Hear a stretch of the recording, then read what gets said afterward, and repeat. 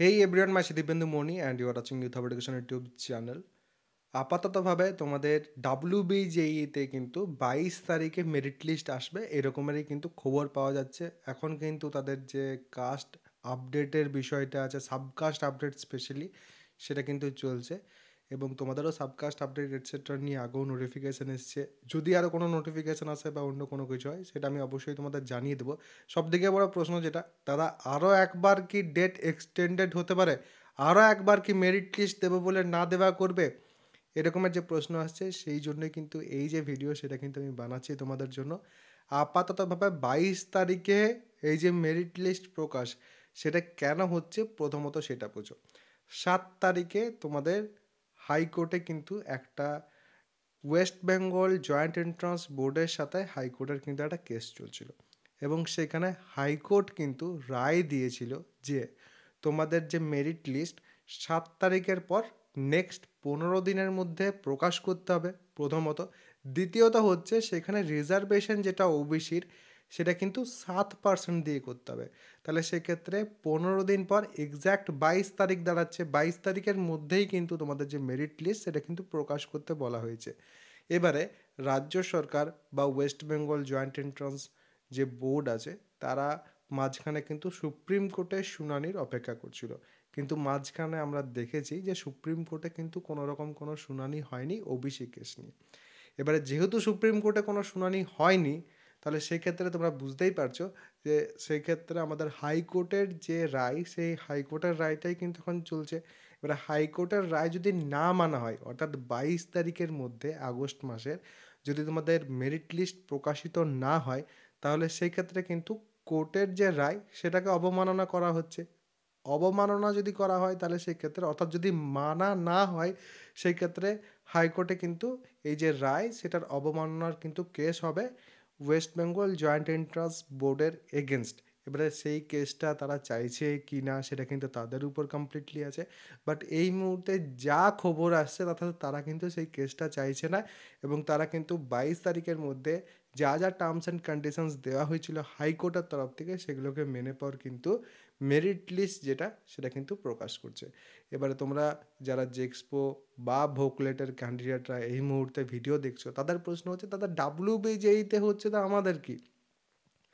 Last দুবার যখন আমরা ডেট পেয়েছি, স্পেশালি লাস্ট বার যখন আমরা ডেট পেয়েছিলাম অফিসিয়ালি তোমাদের মেরিট লিস্ট আসা, সেটা কিন্তু WBJE-র সাথে ট্যালি করেই কিন্তু দেওয়া হয়েছিল এবং এই বছর WBJE-র সাথে ট্যালি করেই কিন্তু তোমাদের এই যাবতীয় যা কিছু হচ্ছে ভর্তি প্রক্রিয়া সব কিছু কিন্তু চলছে এখনও আপাততভাবে যা যা আমরা দেখছি।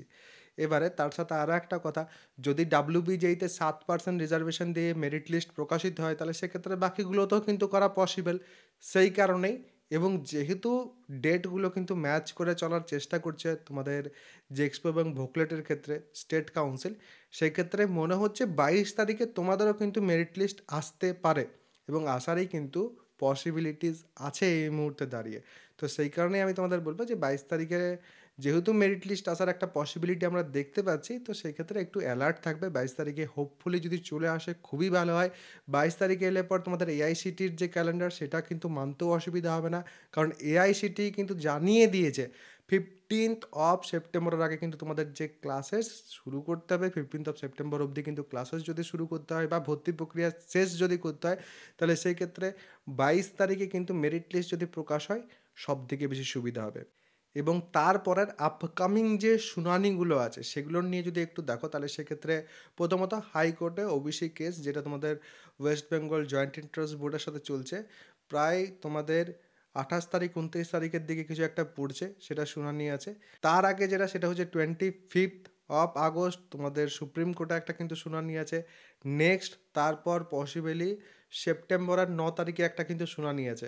আমার মনে হয় এগুলোর জন্য যদি আরও অপেক্ষা করে, প্রথমত হাইকোর্টের যে রায় সেটার অবমাননা তো হচ্ছেই, দ্বিতীয়ত এগুলোর জন্য অপেক্ষা করলে কিন্তু তারপর 15 সেপ্টেম্বরের আগে যদি ভর্তি কমপ্লিট করতে হয়, খুব বেশি তাড়াহুড়োর মধ্যে ভর্তি হবে, অনেক স্টুডেন্টেরই কিন্তু ভর্তিতে অনেক রকমের মিস্টেক হবে, হয়তো অনেকে ভর্তি হতেই পারবে না, সমস্যা হবে। সবথেকে ভালো হবে যদি 22 আগস্ট তোমাদের মেরিট লিস্ট চলে আসে এবং সেই মেরিট লিস্টের পর যদি তোমাদের ভর্তি প্রক্রিয়া 24 তারিখ 25 তারিখ থেকে যদি শুরু হয়ে যায়, সব থেকে কিন্তু সেটাই ভালো হবে এবং সেটাই আমার মনে হয় তোমাদেরও কিন্তু চাওয়া উচিত।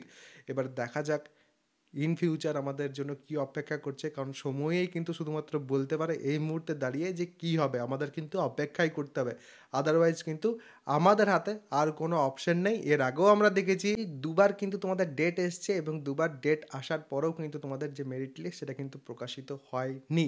তো সেই ক্ষেত্রে এবারে হোপফুলি তোমাদের মেরিট লিস্ট যেটা সেটা চলে আসবে, আদারওয়াইজ কিন্তু খুব বেশি লেট হয়ে যাচ্ছে।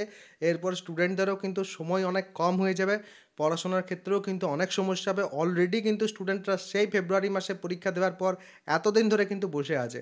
তো সেই ক্ষেত্রে অনেক সমস্যার সম্মুখীন তাদের কিন্তু হতে হচ্ছে, এবং যে সময়টা যাচ্ছে সেই সময়টা কিন্তু কমপ্লিটলি নষ্ট হচ্ছে। এমন নয় যে তারা কোনো কিছু কাজ করছে বা কোনো কিছু প্রোডাক্টিভ কোনো কিছু তাদের জীবনে হচ্ছে, কমপ্লিটলি কিন্তু সময়টা নষ্ট হচ্ছে। এবং সেই কারণেই কিন্তু আমাদের প্রত্যেকেরই এই মুহূর্তে রিকোয়েস্ট হবে যেন 22 তারিখে মেরিট লিস্টটা আসে, এবং 22 তারিখে মেরিট লিস্ট আসার পর ভর্তি প্রক্রিয়া স্মুথলি যাতে হয়ে যায়, তাহলেই কিন্তু সব কিছু সুন্দরভাবে মিটে যাবে। সবাই কিন্তু নিজের নিজের যে কলেজ পাবে সেই কলেজে যেতে পারবে। তোমাদের যেহেতু এমনিতেও একটু সামান্য হলেও হড়বড়ির মধ্যে দিয়েই তোমাদের যে কাউন্সেলিং সেটা হবে, সেক্ষেত্রে আমি তোমাদের প্রত্যেককে সাজেস্ট করব কাউন্সেলিংটা কিন্তু একটু ভালো করে দেখে বুঝে শিখে তারপর কিন্তু করবে। চ্যানেলটা ভালো করে ফলো করো, যেভাবে তোমরা দেখছো যে সব কিছু আপডেট এলেই আমি তোমাদের জানিয়ে দিচ্ছি, সেইভাবেই কিন্তু সব আপডেট আমি দেবও পরে। তো অবশ্যই কিন্তু চ্যানেলটাকে সাবস্ক্রাইব করে বেল আইকনটাকে প্রেস করে অল করে রাখবে। বন্ধু বান্ধব যারা আছে, যারা এই বছর পলিটেকনিকে ভর্তি হবে ভাবছে, প্রত্যেকের সাথে ভিডিওটা কিন্তু শেয়ার করে নেবে। যারা ডিপ্লোমা ফার্স্ট সেমিস্টারে ভাবছো ভর্তি হবে, তাদের ক্ষেত্রে কিন্তু আমার ব্যাচে ক্লাসেস শুরু হয়ে গেছে। হ্যাঁ, বেসিক ক্লাসেস চলছে।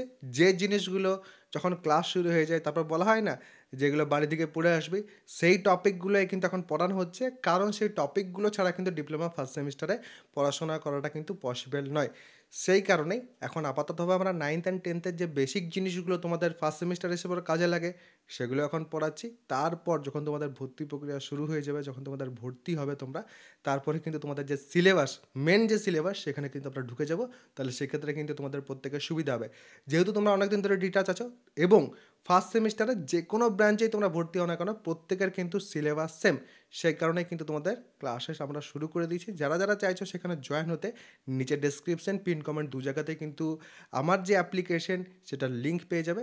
সেখান থেকে কিন্তু তোমরা অ্যাপটাকে ইনস্টল করার পর পেড কোর্সেসের সেকশন বা ব্যানার যে কোনো জায়গা থেকে ব্যাচে যেতে পারো, এবং সেখানে ওয়ান টাইম পেমেন্ট করার মাধ্যমেই তোমরা কিন্তু ব্যাচে এনরোলমেন্ট নিয়ে নিতে পারবে, যেখানে কিন্তু তোমরা লাইভ ক্লাস, কম্প্যাক্ট ক্লাস, তার সাথে সাজেশনের ডিসকাশন, নোটস যেখানে যেখানে লাগবে সেখানে সেখানে নোটস, ইচ অ্যান্ড এভরিথিং যা যা তোমাদের দরকার হয় সব কিছু কিন্তু সেখানে তোমরা পেয়ে যাবে। তো যারা যারা জয়েন করতে চাইছো জয়েন হয়ে যেতে পারো। পরেও যদি কারোর কোনো রকম কোনো প্রশ্ন থাকে বা কোনো যদি মন্তব্য থাকে, অবশ্যই কিন্তু কমেন্ট সেকশন তোমাদের জন্য আছে, কমেন্ট সেকশনে জানিয়ে যাবে। সবাই ভালো থাকবে, সুস্থ থাকবে এবং আমার সাথে থাকবে।